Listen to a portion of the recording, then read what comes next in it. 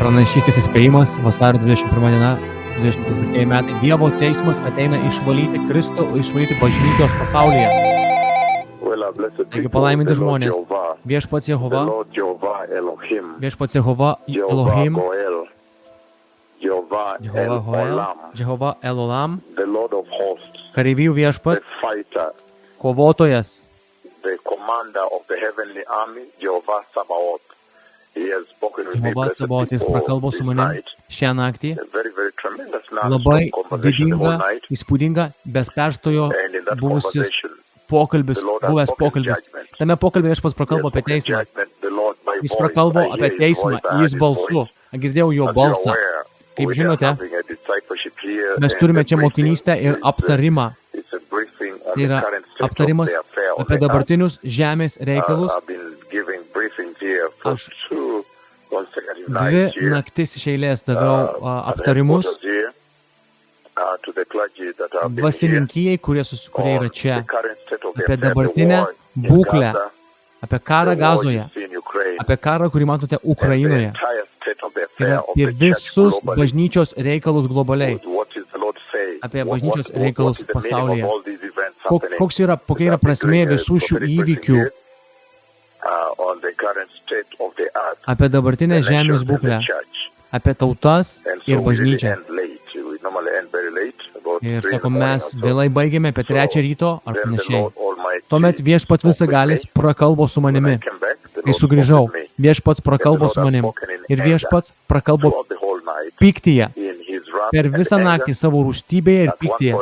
Vienu metu girdėjau viešpatį sakant, balsu. Jis sakė, tai yra įspėjimas bažnyčiai.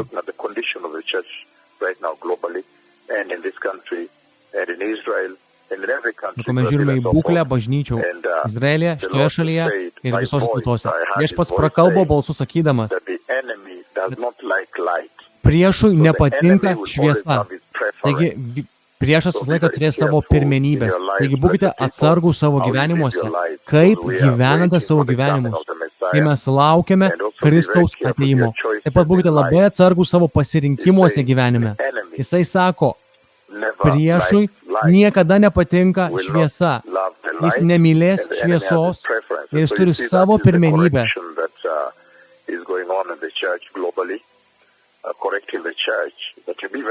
Būkite labai atsargūs, nes priešas atnešė apostaziją į bažnyčią. Ir mes darome apvalymą pasaulyje, kaip žinote. Viešpats ėjo, tęsė toliau pokalbyje, įspėdamas bažnyčią. Ir Dievo teismas, viešpaties teismas ateina į bažnyčią. Kai tu žiūri į pasaulio reikalus, tu turi būti labai atsargus. Prisiminkime pranašystę apie karą, kuris vyksta Gazoje, pranašystę, kurią daviau apie karą, kuris prasidėjo Rusijoje, Ukrainoje, ir taip pat pranašystė, kad daviau apie karą Sudane. Kai žiūrite labai atsargiai tas pranašystės, daviau pranašystę, kuris ateina, daviau, sakiau, kalba apie uniformą, kad ta uniforma atrodo kaip specialios administracijos policijos Kenijoje. Ir tu galėjai pagalvoti, kad aš kalbu apie karą, kuris ateina į Keniją. Bet vėliau, kai karas atėjo, pranašystė buvo išpildyta Sudane. Kai žiūri į uniformas ir apibūdina, sako, į tą pusę. Taigi visi šitie karai, kuriuos matote, taip pat koronavirusas, kurį aš pranašavau prieš 4 metus daugiau. Pranašystė apie ebolos ir zikos virusus, tie teismai, kuriais ištikau Čilę, Tahitį, Meksiką su Nepalą, neseniai, prieš vos kelias savaitės, Japoniją, su faktu, kad jie išstatė stabus dievus. Taip pat Dievo rūstybė, kuri eina prieš stabmeldystę Indijoje, kuri bus išpildyta. Kai draugė sudedi, tu gali matyti, kad šią valandą plus aplankymai, kurie vyksta bažnyčioje, lošėjai vaikšto, akliai regi, kurtieji girdi. Jūs galite labai aiškiai matyti, viešpats sako, kad turite gyventi savo gyvenimus labiau atsargiau, nes Kristus grįžta. Matote, Izraelis yra centre pasaulio naujienų ir antisemitizmas yra pakilime pasaulyje. Tai yra faktoriai, kuriuos Viešpats įdėjo Biblijoje. Tai yra faktoriai, kurie turi būti kad 70-oji Danieliaus savaitė. Sako, tai yra reikalavimai, kurie turi būti įdėti į vietą, kad 70-oji savaitė suspaudimas ateitų. Prieš suspaudimą, apreiškimo 6 skyriui įvykstant, sako, bažnyčia jau bus paimta. Mes esame labai aiškus ant apreiškimo 30, labai aišku yra dėl apreiškimo 30. Kadangi tu išlaikei mano kantrybės žodį, tai ir aš tave apsaugosiu nuo išbandymo valandos, kur ištiks visą pasaulį, kad būtų išmėginti žemės gyventojai. Jūs labai aiškiai žinote, kad rolė, kodėl Viešpats atsiuntė mus atgal į sceną, kad sujungti Senąjį testamento bažnyčią su Naujojo testamento. Sujungti Senovinį testamentą, Dievo žmonės su Kristumi, su Kristaus bažnyčia. Taigi mes veikiame su Max Senojo testamento, aš pašaukiau Dievą, tai vyko. Tai teismas prieš nuodėmę, Karmelio kalno įvykiai, tai yra išties Senas testamentas. Ir taip pat Naujas testamentas. Ruošiu kelią, pamokslauju ateimą Kristaus, priėmimą Kristaus ir ruošėjai pakyla, paklėjai, regi. Taigi mes stovime ant tilto, būkite labai atsargus. Kad jūs nepraleistumėte bažnyčios paėmimo. Taigi per visą naktį Viešpats kalbėjo ekstremaliame pyktyje ir rūstybėje, nes kalbėta buvo apie bažnyčios būklę. Jis teis bažnyčią pasaulyje. Pasaulinė bažnyčia bus teisiama. Viešpats teis bažnyčią pasaulyje, jeigu jie neatgailaus. Taigi dar kartą, šitam panašiškame aptarime, kuris vyksta čia, mes žiūrime į bažnyčios būklę ir tautas, kuriuose mes buvom.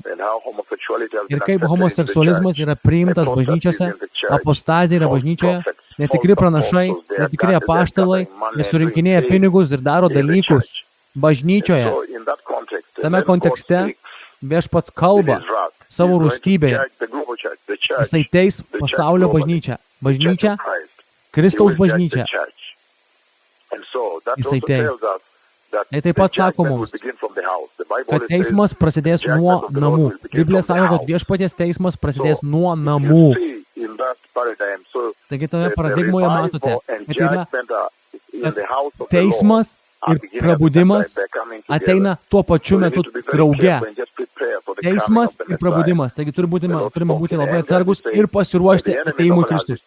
Viešpats prakalbo ir sako, kad priešas nekenčia šviesos ir turi savo pirmenybės. Būkite atsargus dėl savo asmeninių pasirinkimų. Apie asmeninius pasirinkimus. Jūsų pasirinkimai būtų teisingi, nes tai yra valanda atstatymui ir išminčiai.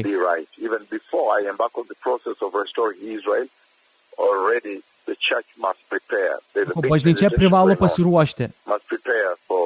Privalo pasiruošti Kristaus ateimui.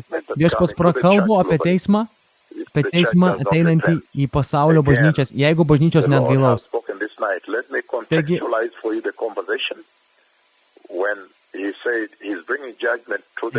Viešpats atneša teismą į pasaulio bažnyčią. Tas teismas, jis ateina tuo pačiu metu, kai yra prabudimas. Taigi galite žinoti, kad tas teismas yra tam, kad apvalyti, kad išvalyti bažnyčią. Dievo teismas yra visada tam tikslui, visada, kad priartinti Dievo žmonės arčiau jo. Taigi prabudimas yra namuose.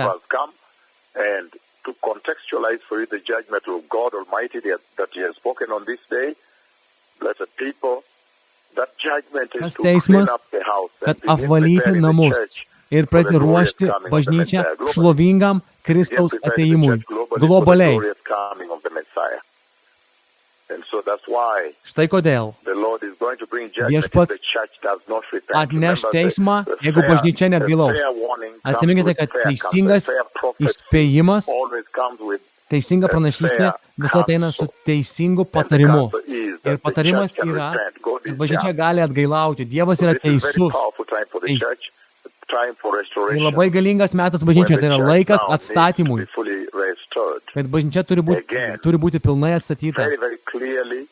Labai aiškiai, viešpats prakalbo labai galingų būdų. Jis prakalbo apie teismą, jis ateina į namus globaliai. Ir tame teisme jūs galite matyti, kad viešpats ateina apvalyti bažnyčios. Viešpaties teismas turi vieną intenciją – išvalyti ir paruošti žmonės ir nukreipti žmonės atgal pas jį. Palaiminta yra karta, kuriai viešpats kalba. Labai kritiškas ir labai galingas metas. Ir aš girdėjau viešpatį sakant, palikai savo vietą ir tu nesugrįžai.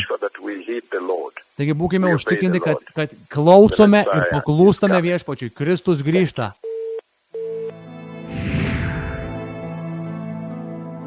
Paruoškite kelią. Kristus grįžta.